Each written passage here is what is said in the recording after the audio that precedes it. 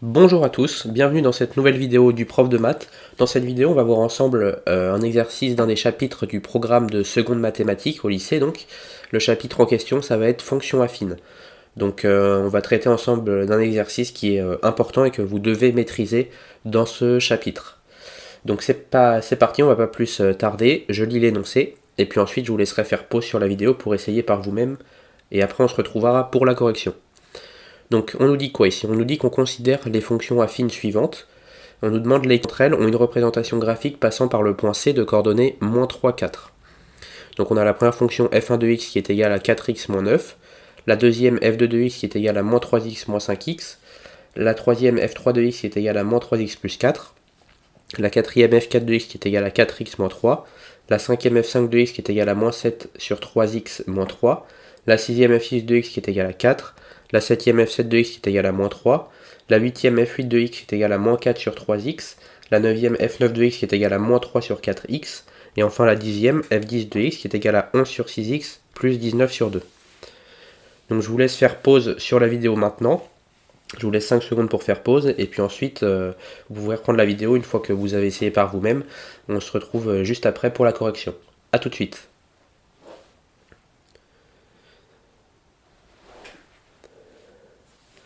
Donc, correction de l'exercice. La question ici, elle est très simple.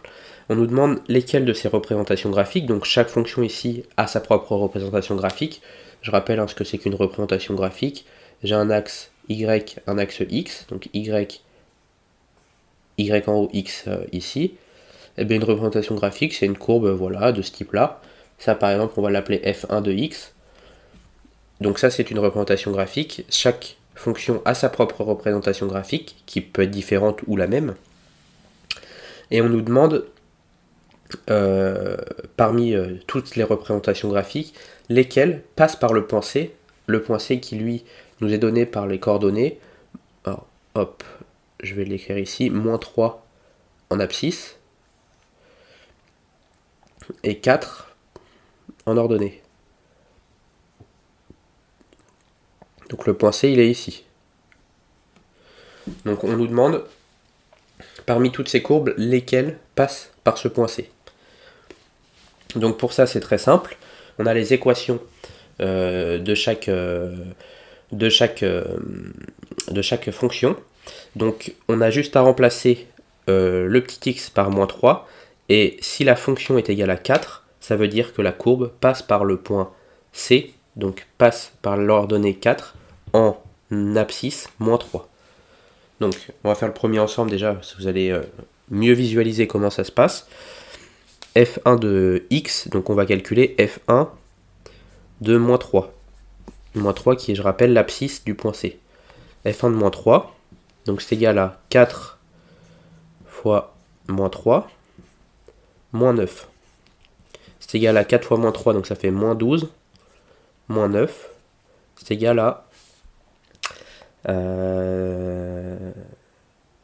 moins 12, moins 9, c'est égal à moins 21. Donc moins 21, c'est pas égal à 4, donc le point F1 déjà, on peut tout de suite trancher que la courbe F1 ne passe pas par le point C de coordonnées moins 3, 4. Hein, en moins 3, la F1 elle passe ici à moins 21. Donc là, si c'était F1, je le fais grossièrement, en moins 3, ici, l'ordonnée c'est moins 21. Bien sûr, je ne suis pas à l'échelle ici. C'est juste pour vous expliquer ce que ça veut dire. Ensuite, F2, pareil, même exercice, on va calculer F2 de moins 3. Donc c'est égal à moins 3 fois moins 3, n'oubliez pas les parenthèses, moins 5 fois moins 3. Donc c'est égal à moins 3 fois moins 3, ça fait 9, moins 5 moins 3 fois moins 3, ça fait plus 5 fois 3, 15, plus 15. Donc c'est égal à 24. Pareil, 24, c'est différent de 4. Donc, pareil, cette représentation graphique f2 de x ne passe pas par le point C. Là, pareil, un différent de 4. Ensuite, f3 de x, pareil, on fait le même procédé. f3 de x, f3 pardon, de moins 3, on calcule. De moins 3. Donc c'est égal à moins 3 fois moins 3, plus 4, donc c'est égal à 9 plus 4, c'est égal à 13. 13, pareil, c'est différent de 4, donc pareil, la représentation graphique de f3 ne passe pas par le point C. Pareil, f4 de x, on va calculer f4 de moins 3. f4 de moins 3, c'est égal à 4 fois moins 3, moins 3. C'est égal à moins 12, moins 3. Et c'est égal à moins 15, qui est différent de 4. Donc pareil, f4 de x ne passe pas par le point C de coordonnées, donc moins 3, 4. Pareil, f5 de x, on va faire la même chose, donc f5 de moins 3, c'est égal à moins 7 sur 3 fois moins 3, moins 3. Donc moins moins ça fait plus, moins 7 tiers fois moins 3, il reste que le 7, donc c'est égal à 7, moins 3. Le moins 3 qui était derrière là. Donc 7 moins 3, c'est égal ici à 4, et donc là oui, f5 passe par C. Je vais l'écrire à côté, ça va être plus propre. Passe par C. F5 passe par C parce qu'en x égale moins 3, F5 est égal à 4 qui est l'ordonnée du point C. Ensuite F6, F6 de x égale 4, donc on va calculer F6 de moins 3. Là vous remarquez qu'il n'y a pas de x dans la formule de la fonction, donc ça veut dire que pour tout x, la fonction est égale à 4. En fait c'est une fonction qu'on appelle constante. Si je la trace, on a x, on a y, on a 0, bien f de 6, elle est ici en 4, et en fait c'est une droite parallèle à l'axe des abscisses, et qui pour tout x est égal à 4. Donc là dans ce cas-là, f de moins 3, bah, c'est égal à 4, donc celle-ci passe bien par C. Alors, passe par C. Passe par C. f7 de x est égal à moins 3, donc pareil on va calculer f7 de moins 3. Pareil ici, il n'y a pas de x, donc pour tout x, f7 est égal à moins 3. Or, moins 3 c'est différent de 4, donc ici, f7 ne passe pas par le point C. Donc c'est la même, f7 c'est la même type de courbe, sauf que ici c'est égal à moins 3 tout le temps. f8 de x, f8 donc de moins 3 en calcul, c'est égal à moins 4 sur 3 fois moins 3. Donc c'est égal à moins moins, ça fait plus 4. Et donc là on peut dire que passe par C. En x égale moins 3, la fonction est bien égale à 4, donc elle passe par le point C. Ensuite, f9 de x, donc f9 de moins 3, on calcule pareil, ça fait moins 3 sur 4 fois moins 3. C'est égal, moins fois moins, ça fait plus, donc c'est égal à 9, 3 fois 3 c'est 9, 9 sur 4. 9 sur 4 c'est différent de 4, donc là, par contre, f9 ne passe pas par le point C. Et enfin f10 de x, donc on va calculer f10 de moins 3, donc c'est égal à 11 sur 6 fois moins 3, plus 19 sur 2. Donc c'est égal à moins 33 sur 6, plus 19 sur 2. Donc là, il faut faire un petit jeu de remettre sur les mêmes dénominateurs. Vous pouvez aussi le taper à la calculatrice si on vous l'autorise dans l'exercice. Moi, je vais faire le calcul à la main. Donc je vais tout mettre sur 6, le plus gros dénominateur.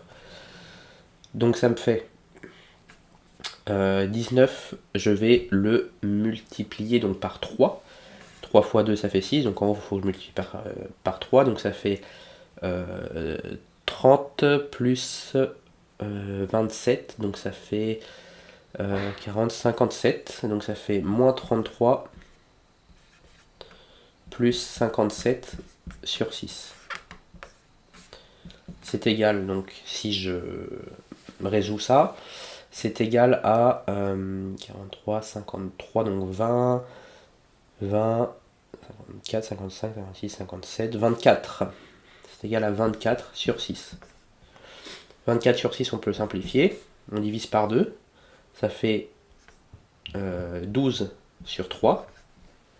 12 sur 3, on peut simplifier. Si on multiplie 12, enfin si on développe 12, 12 c'est 4 fois 3. Donc ça fait 4 fois 3 sur 3. On peut simplifier les 3, donc c'est égal à 4. Et donc ici on a bien F10 qui est aussi passe par C parce que F10 de moins 3 c'est égal à 4. Donc ici passe par C. Donc voilà, on a résolu cet exercice, donc un exercice somme toute classique, mais voilà, il faut bien maîtriser les calculs, bien comprendre ce qu'on vous demande ici aussi, connaître les différents types de courbes et de représentations graphiques. Donc voilà, exercice à connaître, pas forcément compliqué, mais à connaître et à savoir manipuler. C'est des points entre guillemets faciles dans les contrôles, il ne faut pas les rater. Donc j'espère que cette vidéo vous aura plu. Comme vous êtes arrivé à la fin, je vous propose en description, premier lien, une formation de 4 vidéos 100% gratuite que je vous offre, où dans chaque vidéo, en fait, je reprends un des chapitres du programme de seconde mathématiques. Fonction affine, vous voyez, c'est un de ces chapitres. Moi, j'en prends 4 parmi tous les chapitres du programme. Et pour chaque chapitre que je prends, j'ai sélectionné un exercice fondamental, un exercice clé que vous devez maîtriser. Donc pareil, vous avez l'énoncé, je vous laisse faire pause et puis ensuite je vous apporte ma correction avec mes explications. Donc si vous voulez vous continuer à vous entraîner, n'hésitez pas à les voir en description, premier lien, vous avez donc ces 4 vidéos que je vous offre. Et puis si vous souhaitez vous aller un peu plus loin et vous améliorer en mathématiques, et notamment sur le programme de seconde, vous pouvez retrouver sur mon site internet leprofdemath.com qui est aussi en description, une formation complète sur le programme de seconde. En fait, j'ai repris tous les chapitres du programme. Moi, j'appelle ça des modules. Il y en a 15 en tout. Fonction affine fait partie de ces modules. Et donc, dans chaque module, je vous propose une vidéo de cours qui résume le cours du chapitre. Donc, j'ai vraiment retenu que l'essentiel. J'ai fait le travail de synthétisation pour vous.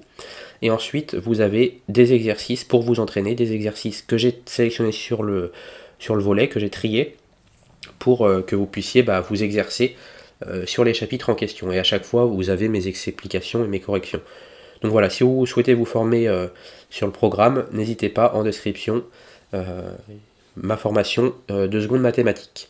Donc merci d'avoir suivi cette vidéo. Je vous souhaite plein de réussite dans ce merveilleux monde que sont les mathématiques. Et je vous retrouve bientôt pour une prochaine vidéo. Allez, salut à tous!